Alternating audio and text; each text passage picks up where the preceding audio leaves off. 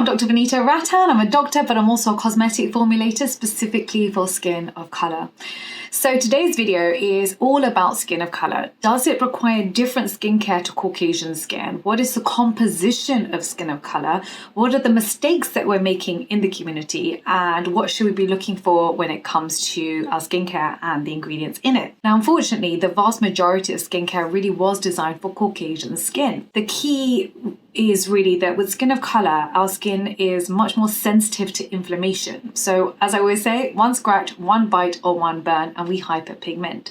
This means that we can't use a lot of the products that can lead to irritation. And unfortunately, there are quite a few of them. So first of all, we need to discuss, do you have skin of color? Having skin of color is different to being a person of color. The reason is, there's a very simple definition. If you are more likely to tan rather than burn in the sun, then you're considered to have skin of color.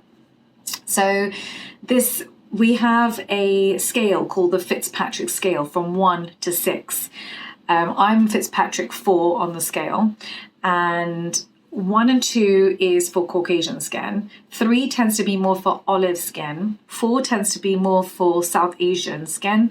5 and 6 more for black skin. So that's the rough definition of it. But to be more accurate, I'm going to go through basically the skin color, eye color, hair color, and how your skin behaves in the sun. So you can figure out which category you're in. So type 1 tends to be light pale skin, blue-green eyes, red hair, or very blonde hair, and always burns, never tans. That is category type 1. Category type 2 is fair white with blue or green eyes, blonde hair, and usually burns in the sun and tans with a lot of difficulty.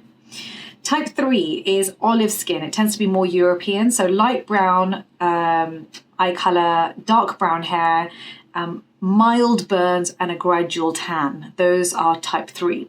Type 4 tends to be moderate brown with dark brown eye color, dark brown hair, rarely burns, easily tans. Type 5 is dark brown skin color, dark brown eyes, dark brown hair, difficult to burn, always tans. And then for type 6, it's very dark brown skin, dark brown eyes, dark brown hair, never burns and tans easily. For skin of color, we tend to say if you're more likely to tan rather than burn your skin of color. This is Fitzpatrick 4, 5, and 6.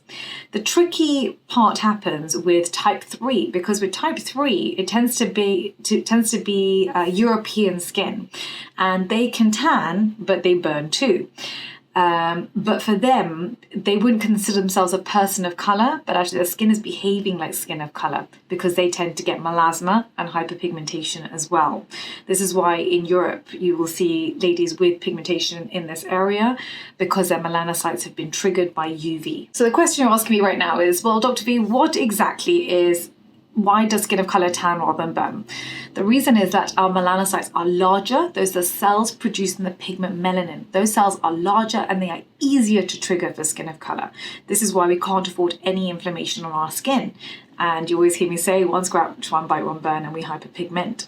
This doesn't happen for Caucasian skin. And actually, you can do Fraxel laser, ablative laser on Caucasian skin, literally burn the top layer of skin away and it will grow back beautifully. If you do that to skin of color, we get hyperpigmentation. And this is the main reason why we have to be a lot more careful. It's not the initial inflammation that happens, it's the years of hyperpigmentation that take place afterwards, after you've burnt your skin from a specific treatment or a cream that you've used.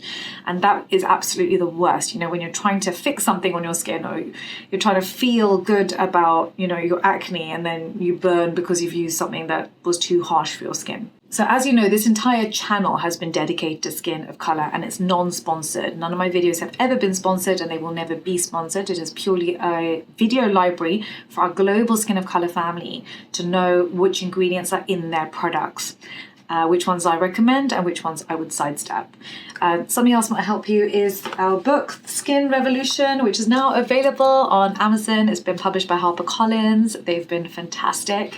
I do highly recommend you purchase this book if you have skin of colour and you're confused about what skincare to buy. I go through a lot into ingredients, how to layer them, which ones to work well together, which ones to avoid. many different conditions we go through in this book, specifically for skin of color. You get it from Amazon, so the link for this is down below too. Now, there are some other differences as well between skin of color and Caucasian skin. It's not just the size of the melanocyte. It's also the fact that we have less ceramides in our skin, in the top layer of skin, and this means that we have slightly more transepidermal water loss. That means we have more water evaporation from our skin than Caucasian skin has.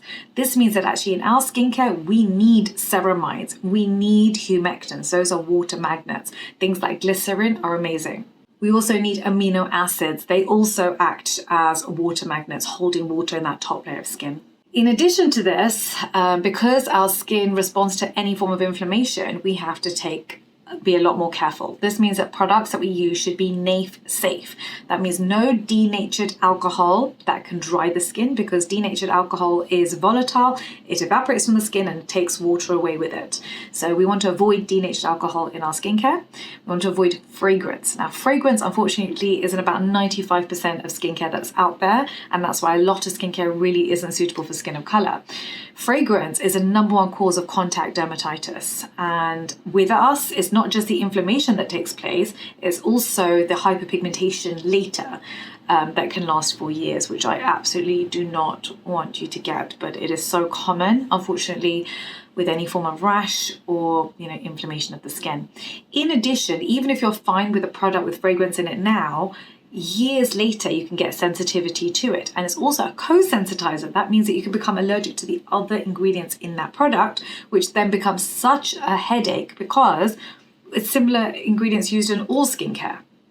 And so then you end up in the situation where you don't even know what you can use. So I would say to my children and your children and our whole family, just avoid anything with fragrance in it. It really isn't worth the headache. If you want to smell good, then please just use perfume. Sorry, my hair's going in all different directions today. This is the only thing, when you have it all curly and out, it's just wild today. This one bit. Sorry, distracting you all. Sorry, let's get back to it. Fragrance is basically not our best friend. And then the last one is essential oils. So essential oils gets marketed as, really good for your soul and makes you smell good, makes you feel good, but actually it's a sensitizer and your skin is very upset when you put it on. Please don't put this on your body or on your scalp. For some reason, people think, using essential oils on the scalp is a good idea. It isn't, because for a number of reasons. I'll do a whole video on why you wouldn't put hair oil directly onto the scalp, mainly because yeast leads to dandruff, seborrheic dermatitis, and it feeds on oil. So actually you don't want to put oil directly onto the scalp, but also you don't want to use essential oils, because essential oils will sensitize the scalp, which is already sensitive, and leads to brittle hair growth. So let's not do that. You also want to avoid bad combinations together. So for example, you wouldn't put 2 irritating ingredients together for skin of color, such as glycolic acid plus retinol. Both can be irritating on your skin. It is not only going to lead to sensitivity, it can lead to burns and hyperpigmentation. So you do need to take care with what combinations are being put together, because the vast majority of cosmetic formulators out there are Caucasian and aren't really thinking about how that's going to impact skin of color. We do have some good news, however, and that is that the cells that produce collagen and elastin in the dermis are larger. In addition, the bundles of collagen that are form more tightly. They're also parallel to the epidermis, unlike in Caucasian skin. In addition, because we have some protection from our melanin from UV, we get less free radicals forming in our skin, which means less damage to our collagen, which is part of the reason why we don't wrinkle as early as Caucasian skin. This, however, is not licensed for you to stop using your mineral SPF50 because we get melasma. So you have to wear your SPF50 without fail from 6 months old onwards. All our babies should be wearing sunscreen. When they brush their teeth, they put their moisturiser and sunscreen on, and we really just do it our whole lives. They will have much better skin than our generation because we're more aware than maybe our parents were when it came to sunscreen. So for me, I always prefer mineral over chemical, because chemical does enter the bloodstream, urine and breast milk, which is why we tell you when you're pregnant not to use chemical sunscreen. My personal preference is mineral, because that's one of the reasons, and also for my children, I'd rather they use mineral that's sat on the skin rather than penetrate. into the blood. In addition, because I get melasma, you get zinc oxide is anti-inflammatory, and so that does help with any inflammation that's taking place during the day when UV is hitting the skin. So this is the reason we made our mineral sunscreen Inzincable. This is SPF50 broad spectrum PA 4+, so maximum UVA protection. It has no white cast. It's been made specifically for skin of color. So I'm wearing it right now under my makeup. It doesn't enter the bloodstream and it gives you a dewy finish. So as you can see, it gives you a nice shine under your foundation, so your cheekbones will glow, but there's no white cast. That's really important. There's no flashback from the camera, as you can see right now. So this is the link for Inzincable is down below. It's been designed specifically for skin of color. It's got Melanocytes in it, which is anti-melasma ingredient that's safe to use during the day. It does give you blue shield protection plus antioxidants in it to help you from pollution throughout the day, plus niacinamide, which strengthens the skin barrier. Don't forget, I'm in the comment section for 1 hour at the launch of every single video. So if you haven't subscribed, please do subscribe now and hit that notification bell so you know I'm here for you to come and ask me any questions. Don't forget to follow me on Instagram. I've got 2 accounts, Dr. Vanita Rattan and Skincare by Dr. V. Also on TikTok, which is Dr. Vanita Rattan. We also have a private Facebook group for our global skin of color family called Dr. V Sock Family. It's a fantastic space, safe space for you to show your photos, show your skincare issues, and get advice from our family, because honestly, it's one of these places that there's no judgment, and you feel like you can talk about issues that you might have felt were embarrassing before, and actually you'll realize a lot of people have similar issues. So please do join that if skincare is something you are passionate about, or you have any skincare issues that haven't been resolved. You can download your free guide for skin of color. Link is down below too, which is really helpful if it's the first time you're looking at skincare and you're not sure exactly how it all works. It's a nice easy guide for you just to start learning the basics.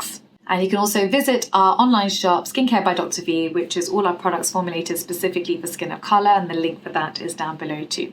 Please do write down your questions below of videos you would like me to make for you, and I will of course oblige. Take care. Bye.